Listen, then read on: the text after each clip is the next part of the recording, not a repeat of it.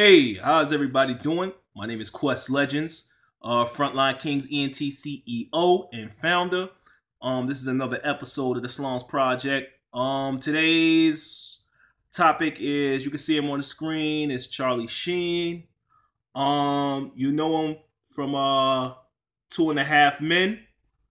He was the star of that show, basically. Very popular guy. Known to be a ladies' man on the show. He's like a bachelor. He let his brother and his nephew live in his house.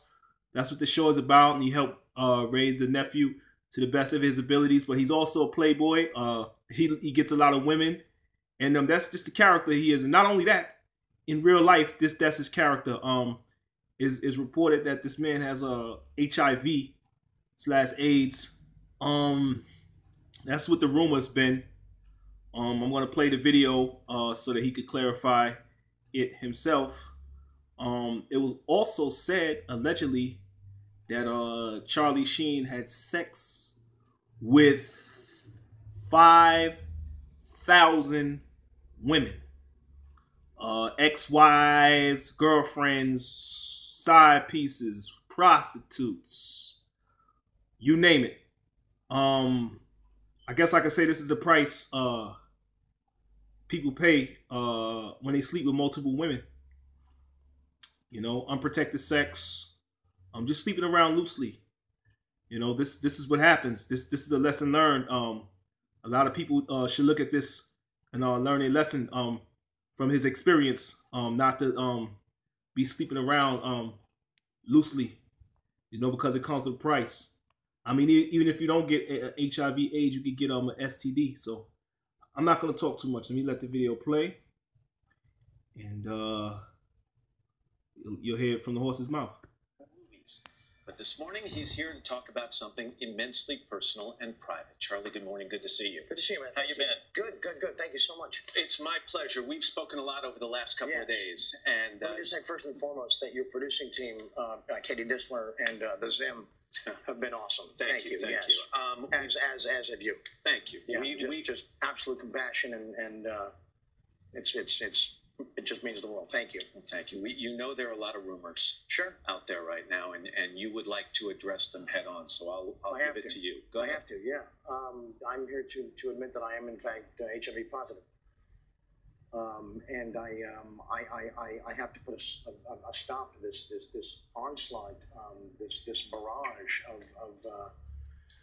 of attacks and of sub-truths and very harmful and mercurial stories that are about that threatening the health of so many others, which is couldn't be farther from the truth. I want to talk about those in a second. How many people have you told about this?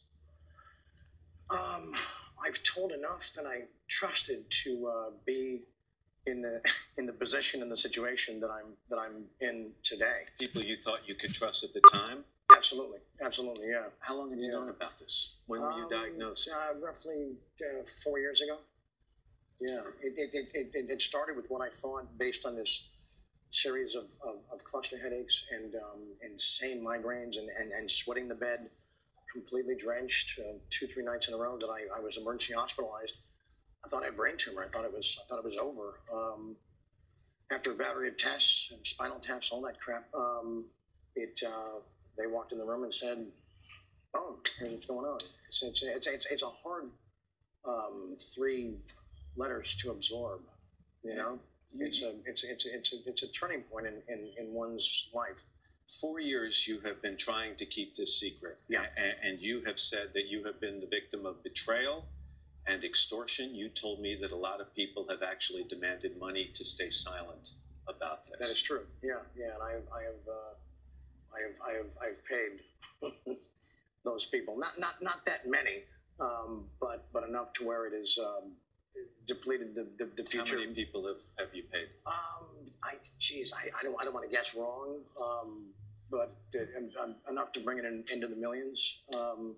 And that's what people forget is that that's money they're taking from my children. You know, they think it's just me, but I got 5 kids and a granddaughter. You know. You wrote this to me in a letter and shared it with me yesterday. In and around this perplexing and difficult time, I dazedly chose or hired the companionship of unsavory and insipid types. I'm imagining prostitutes. Regardless of their saltless reputations, I always led with condoms and honesty when it came to my condition. Sadly, my truth soon became their treason as a deluge of blackmail and extortion took center stage in this circus of deceit. Were these people that you had had sexual contact with and were claiming that you had transmitted the virus to them, or were these people who simply found out about your status and were threatening to tell the world? More the latter. They for some reason I trusted them. They were deep in my inner circle, and I thought that they could be helpful, and instead they as I wrote, my trust turned to their treason. So we talking about lawsuits filed against you here, Charlie? We talking about shakedowns? We're talking about shakedowns. Yeah. Is it true that on at least one occasion you had a prostitute come over to your house who, after a sexual encounter, went into your bathroom and with a cell phone took an image of your antiretroviral medication? That's correct, yeah. And then threatened to sell that image to the tabloids? Yes, this is after I told her that thank you for your time, we're not going to see each other anymore. It was after she spent the day at health food store buying me herbal medications. Are you still paying to help me? Are you still paying some of these people? Not after today. I'm not. So you think that by speaking this truth, you'll get out from under that? That's my goal, and my it's not. I mean, that's not my only goal. We'll talk more about that later. But no, I think I released myself from this prison today. And it's interesting because these people kept coming over to your house. They kept gaining information that they then used, in your words, to extort you, and yet you continued the behavior.